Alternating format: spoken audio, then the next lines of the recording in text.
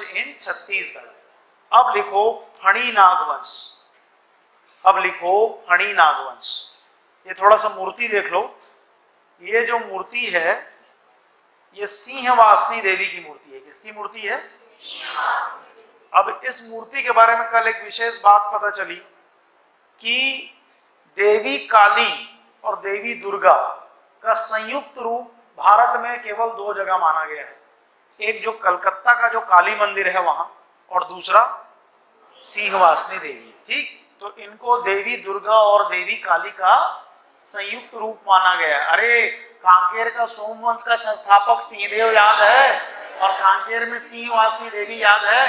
अब कल मेरे को एक नया फैक्ट मिला कि ये देवी दुर्गा और देवी काली का संयुक्त रूप है। ये बिल्कुल जनरल पॉइंट हो सकता था, लेकिन किताब लिखने वाला लिखता है, और वो भी महत्वपूर्ण व्यक्ति है, वो लिखता है कि ऐसा मंदिर भारत में केवल 2 जगह आइडेंटिफाई हुआ है, एक कलकत्ता का काली मंदिर और दूसरा क्या है आपका सिंहवासनी देवी। आपको दिखा देता हूं। ठीक, अच्छा, इसमें बहुत लंबे समय तक केवल राज परिवार, मतलब कांकेर के राज परिवार वाले क्या कर सकते थे? पूजा कर सकते थे। कांकेर के राजापारा स्थित रियासतकालीन माता सिंहवासनी मंदिर में पहले सिर्फ दशहरा के दिन राज परिवार के लोग पूजा करते थे। 1984 में इस मंदिर को सार्वजनिक किया गया। इस मंदिर में जो मूर्ति है वह काली तथा दुर्गा का संयुक्त रूप है। इस प्रकार की मूर्ति देश में सिर्फ कोलकाता में ही है। पहले इस मंदिर में बलि देने की परंपरा थी, जो अब क्या हो चुकी है? बंद हो चुकी है। ठीक, तो बाकी सब आपके पढ़ने का जरूरत नहीं है, लेकिन ये फैक्ट जो है वो बड़ा क्या है? इंपॉर्टेंट है। तो इसको आप एक बॉक्स में नोट कर लीजिए। लिखिए, कांकेर में सिंहवासनी देवी का मंदिर है। कांकेर में सिंहवासनी देवी का मंदिर है।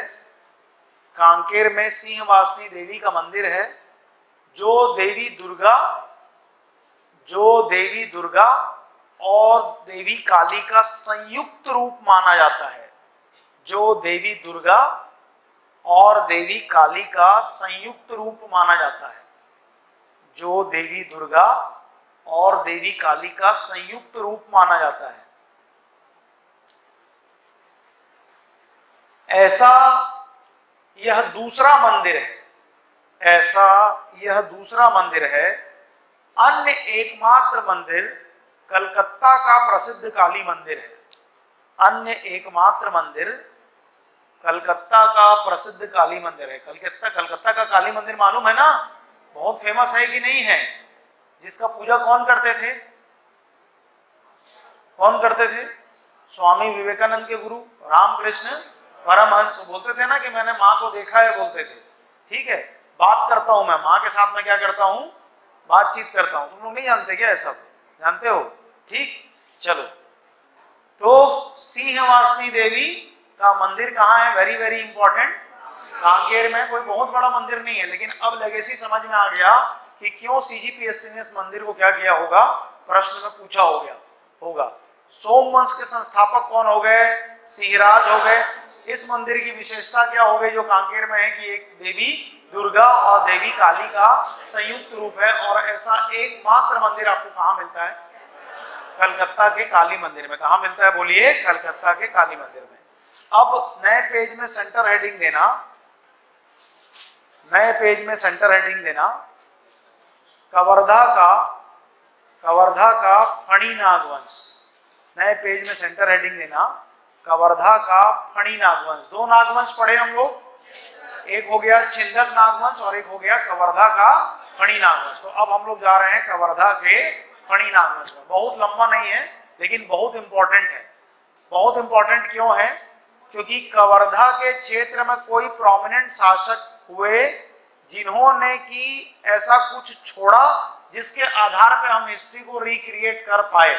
ठीक, एलेक्जेंडर कनिंघम और हिस्टोरियंस जब ढूंढते ढूंढते मंदिरों के नेटवर्क को पहुंचे, तो चंदेल के मंदिर को जब खोजा, खजुराहो के मंदिर को जब उन लोगों ने खोजा, तो लिंक कनेक्ट करते करते वो जंगल तक पहुंचे। एकदम घना जंगल, और उस घने जंगल में वर्षों से मंदिर जो है, ये मंदिरों का क्षेत्र पड़ा हुआ था, बंद पड़ा हुआ था। बैगा आदिवासी आते थे और पूजा करके जाते थे, बट ये वनांचल में ढक चुका था पूरी तरीके से। एलेक्जेंडर कनिंघम के द्वारा इस क्षेत्र को उजागर किया गया और उनके साथ में आए थे जेम्स पॉजिटर। कौन आया था? जेम्स पॉजिटर। इन लोगों की मेहनत के बाद ये जो क्षेत्र है इसके इतिहास और इसके मंदिर ये लोगों के समक्ष आ सके। तो जब ये मंदिर दिखने लगे, जब जंगलों को काटा गया, घने जंगलों को काटा गया, क्योंकि 15th सेंचुरी के बाद अंग्रेजों के आने का पीरियड लगभग 250-300 साल का वक्त है। 250-300 साल छोड़ दो, अगर आप जंगल को नॉन डिस्टर्बिंग रखोगे और 3 साल के बाद जाओगे तो जंगल इतना फैल जाता है कि वो बहुत ज्यादा डेंस हो जाता है। तो 250-300 साल तक ये जो एरिया है ये छुप चुका था, कवर्धा का वनांचल जो था वो छुप चुका था। हालांकि इनकी डायनेस्टी के लोग थे, लेकिन वो थोड़े ऐसी जगह में शिफ्ट हो गए थे जिसको आज हम लोग कबीर धाम के नाम से जानते हैं। किसके नाम से जानते हैं? कबीर धाम। ये जो क्षेत्र है जहां से फणी नागवंशियों के बारे में जानकारी प्राप्त होती है, ये आज के कबीर धाम जिले से और अंदर 15-16 किलोमीटर आप जब जाएंगे तब आपको ये घने जंगल में पहाड़ों के नीचे ये क्षेत्र प्राप्त होता है। तो 3-4 मंदिर हैं जो कि फणी नागवंशियों के इतिहास के बारे में बताते हैं। एक ये है जिसको बोलते हैं मड़वा महल। क्या बोलते हैं? बोलिए। मड़वा महल में सबसे पहले क्यों बोल रहा हूं कि मड़वा महल का ऑब्जेक्टिव था शादी, ब्याह का मंडप था। क्या था? बोलिए। ब्याह का मंडप। शादी करने के लिए मंडप को बनाया गया था। पर जब शादी करने के लिए इस मंडप को बनाया गया तो इस मंडप में फणी नागवंशी शासकों के फैमिली ट्री, मतलब परिवार के इतिहास, परिवार का इतिहास, फणी नागवंशियों के परिवार का इतिहास या वंश व वंशावली, क्या बोलेंगे इसको? बोलो। वंशावली की जानकारी आपको कहां से प्राप्त होती है? The answer is madua. The answer is madua. कोई बहुत बड़ा महल नहीं है, मंदिर ही है और ऑब्जेक्टिव था यहाँ पे शादी करवाना। शासक की शादी हुई थी, उस शादी के पर्पज से इसको बनाया गया। तो जब हम लोग जैसे शादी होता है तो मड़वा बांधते हैं, उस टाइप का ही इसको बनाया गया था। इसलिए इसका नाम क्या रखा गया? मड़वा महल। तो मड़वा महल अभिलेख से इस महल के बनाने या इस मंदिर के बनाने का ऑब्जेक्टिव तो प्राप्त होता ही है, साथ साथ फणी नागवंश की वंशावली प्राप्त होती है जो 900 एडी से लेकर के 1500 एडी तक चलती है। 900 एडी से लेकर के 1500 एडी तक चलती है। आगे चल करके रायपुर कलचुरी के द्वारा ये हरा दिए जाते हैं और उनकी अधिसत्ता को स्वीकार करके लोग चलते हैं। ये इनके जो आधुनिक शासक रहते हैं, जो रतनपुर कलचुरी के बाद आते हैं, ये अपने आप को शिफ्ट कर देते हैं कहाँ के क्षेत्र में? आज के कबीर धाम के शहरी वाले क्षेत्र में। और इसमें एक बहुत सुंदर महल का क्या किया जाता है? निर्माण, जिसको हम कवर्धा पैलेस के नाम से जानते हैं। किसके नाम से जानते हैं? कवर्धा पैलेस। तो कवर्धा पैलेस अपने आर्किटेक्चर के नाम से छत्तीसगढ़ के जितने भी पैलेस हैं उनमें सबसे सुंदर और सबसे महंगा माना गया है। उसमें उस समय जब इसका निर्माण किया था धर्मराज सिंह ने, किससे किया था? धर्मराज सिंह। उस समय इटली से, फ्रांस से मार्बल मंगवा करके यहाँ पे क्या किया गया था? लगवाया गया था। एक बड़ा सा दरवाजा है, उसको बोलते हैं हाथी दरवाजा। क्या बोलते हैं? बोलो। हाथी दरवाजा। हाथी दरवाजा किस जगह पे है? तो कवर्धा के महल में है। और कवर्धा महल का डिजाइन खुद राजा ने किया था, जिसका नाम था धर्मराज सिंह। क्या नाम था? बोलिए। धर्मराज सिंह। वो लेकिन काफी आगे चल करके है। ठीक। तो आज का कवर्धा जिला, कबीर धाम जिला वनांचल का क्षेत्र है, आदिवासियों का, बैगा आदिवासियों का क्षेत्र है। और यहाँ पर अलेक्जेंडर कनिंघम के द्वारा, उनकी टीम के द्वारा जिस छुपे हुए मंदिर को लोगों के सामने लाया गया, ये पूरा टेम्पल का एक सीरीज मिला, जिसमें हालांकि सबसे बड़ा महल है आपका, सबसे बड़ा जो टेम्पल है दैट इज आपका भोरम देव टेम्पल। कौन सा टेम्पल? भोरम देव टेम्पल। लेकिन जिस डायनेस्टी को ये बिलोंग करता है उस डायनेस्टी की जानकारी जिसमें मिलती है दैट इज आपका मड़वा महल। दैट इज आपका मड़वा महल। ठीक। ये है छेरकी महल। क्या है? बोलिए। यहाँ जाओगे तो आपको जैसे बकरी की बदबू आती है, स्मेल आता है, इसलिए लोगों ने इसका नाम क्या रख दिया? छेरकी महल। ठीक। छत्तीसगढ़िया सबले बढ़िया। तो इसका नाम क्या है? बोलिए। छेरकी महल। पहला वाला महल हो गया मड़वा महल, दूसरा वाला क्या हो गया? छेरकी महल। तीसरा सबसे इंपॉर्टेंट, छत्तीसगढ़ का खजुराहो कहलाता है, ये है भोरम देव मंदिर। कौन सा मंदिर? भोरम देव मंदिर। भोरमदेव मंदिर के बारे में मान्यता है ना कि इस मंदिर का जो ऑब्जेक्टिव था वो एक प्रकार का बोलना चाहिए तांत्रिक शैली में बनाया गया मंदिर है। कैसा मंदिर है? तांत्रिक शैली में बनाया गया मंदिर है।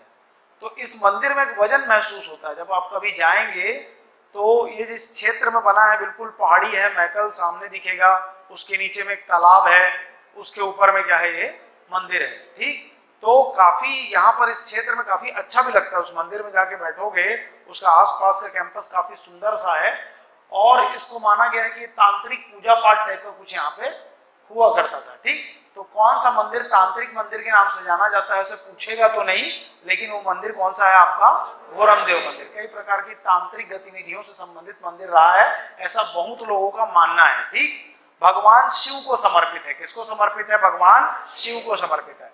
अब जब अलेक्जेंडर कनिंघम ढूंढते आए नेटवर्क ऑफ टेम्पल्स, मंदिरों का जो नेटवर्क, उसको क्रैक करते जब आए तो उनको इस मंदिर का जो आर्किटेक्चर था उनके द्वारा खोजे गए एक अन्य मंदिर की तरह दिखा, जो कि चंदेल वंश के द्वारा बनाया गया खजुराहो का कंदरिया महादेव मंदिर है। क्या है? बोलिए। कंदरिया महादेव मंदिर। इंडिया का क्वेश्चन, कंदरिया महादेव मंदिर कहाँ है? खजुराहो में। किसके द्वारा बनाया गया है? चंदेल वंश। इसलिए भोरमदेव को सदृशता दिखने के कारण, हमको तुमको नहीं, अलेक्जेंडर कनिंघम को ऐसा लगा कि ये इस क्षेत्र का भोरमदेव है, तो इस क्षेत्र का खजुराहो है। तो छत्तीसगढ़ का कौन सा मंदिर छत्तीसगढ़ का खजुराहो कहलाता है? द आंसर इज आपका भोरमदेव मंदिर। द आंसर इज आपका भोरमदेव मंदिर। छत्तीसगढ़ का कौन सा मंदिर चंदेल शैली में बनाया गया है? द आंसर इज भोरमदेव मंदिर। द आंसर इज भोरमदेव मंदिर। चंदेल शैली की एक विशेषता है, वैसे तो विशेषता है, लेकिन मंदिर निर्माण की तीन ही शैली हम लोग पढ़ते हैं, नागर, बेसर और द्राविड़। पर जिस आर्किटेक्चर को टारगेट करके बनाया गया है खजुराहो का मंदिर, कई सदृशता आपको कहां पे दिखाई देती है? भोरमदेव के टेंपल में। इसलिए अलेक्जेंडर कनिंघम के द्वारा, जेम्स पॉजिटर के द्वारा, अन्य इतिहासकारों के द्वारा छत्तीसगढ़ के भोरमदेव को छत्तीसगढ़ का क्या कहा जाता है? खजुराहो। छत्तीसगढ़ के भोरमदेव के टेंपल आर्किटेक्चर को कई बार बोल दिया जाता है ये किस शैली में निर्मित है? तो आंसर है चंदेल शैली। आंसर क्या है? बोलिए। चंदेल शैली। ठीक, तो चंदेल शैली में निर्मित मंदिर कौन सा है? ये है आपका कंदरिया महादेव। ये मंदिर कौन सा है आपका? कंदरिया महादेव। ठीक, ये मंदिर बहुत बड़ा है। इस मंदिर का नाम है आपका कंदरिया महादेव। कंदरिया महादेव। और हम लोगों के बीच, आम आदमी के बीच, एक खजुराहो के मंदिर के नाम से प्रसिद्ध है। बनाने वाली डायनेस्टी कौन सी है? चंदेल। इस मंदिर को पहले फाइंड आउट करने के बाद में जो नेटवर्क ऑफ एएसआई था उसने ब्रेक किया कि ऐसा एक मंदिर और है। तो सिमिलैरिटी आपको दिख रही है थोड़ी मोड़ी? अरे दिख रहा है कि नहीं दिख रहा है? नहीं भी दिख रहा है तो उतने बड़े महान आदमी को दिखा तो तुमको दिखना चाहिए। बोलो हाँ दिख रहा है। ठीक है, तो टेंपल आर्किटेक्चर में ये वाला मंदिर हो गया आपका चंदेल डायनेस्टी के द्वारा मध्य प्रदेश के खजुराहो में मंदिर बनाया गया, निर्मित कंदरिया महादेव। इंडिया का क्वेश्चन है, कंदरिया महादेव मंदिर किस वंश के लोगों ने बनाया है? चंदेल वंश। कहाँ पे है मंदिर? खजुराहो। छत्तीसगढ़ का खजुराहो किसे कहा जाता है? कबई धाम के मंदिर को। छत्तीसगढ़ का कंदरिया महादेव बोल देगा तो भी आंसर क्या हो जाएगा आपका? भोरमदेव मंदिर। आंसर क्या हो जाएगा? भोरमदेव। तो तीन मंदिर हो गया, भोरमदेव मंदिर, मड़वा महल, छेरकी महल। भोरमदेव मंदिर, मड़वा महल, छेरकी महल। ठीक, अब जब आधुनिक हो गए तो इन्होंने बनाया कवर्धा पैलेस। क्या बनाया? बोलिए। कवर्धा पैलेस। ये तस्वीर है कौन से पैलेस की? आपकी कवर्धा पैलेस। कवर्धा पैलेस को डिजाइन करने वाले डिजाइनर का नाम राजा धर्मराज सिंह। और यहाँ पर एक दरवाजा है, दरवाजा को बोला जाता है हाथी दरवाजा। ये टूरिस्ट लोगों के लिए भी ओपन है। और यहाँ पर एक्चुअली कबीरधाम जिले में बालको का एक छोटा सा ऑफिस भी है। मेरा दोस्त वहां पर है, पोस्टेड है। तो यहाँ के राजा ने, लोग कुत्ता रखते हैं, वो सांड पाला है।